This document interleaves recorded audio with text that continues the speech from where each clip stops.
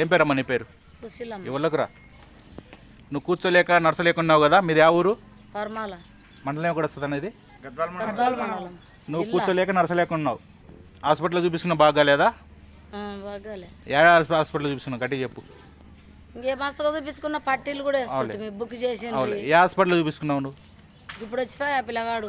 అంటే గద్వాల్లో చూపించినావా? గద్వాల ఇబ్రహాంతోన, ఇప్పుడు వచ్చిన పిల్లగాడితో శేఖర్తోన. ఎవరు చూపిస్తున్నా తగ్గలేదా?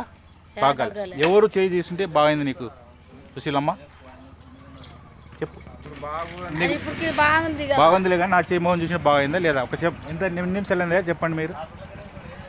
2 నిమిషాలు అయిందా? 5 నిమిషాలు. కూర్చోలేకుంటే కదా నువ్వు, కూర్చో ఇప్పుడు, కూర్చోమ్మా.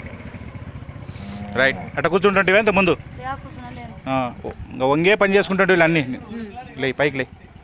నీకు బాగా చేసింది యేసుప్రభువే. ఎవరు? ఆయనే కాబట్టి యేసుప్రభు నమస్కారం చెప్పు, ఎప్పుడు రాకుండా ఉంటాయి.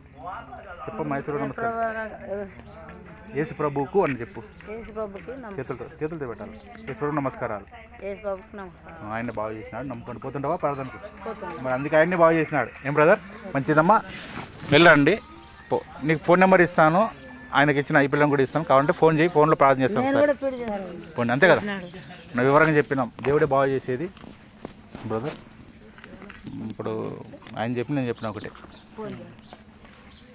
కూర్చోలేకున్నది ఆమె. చూపించినాను లేదా నేను? పెద్ద మీరు చూసినారు కదా, అందరు చెప్పండి. ఎవరు మీరు చెప్పాలా?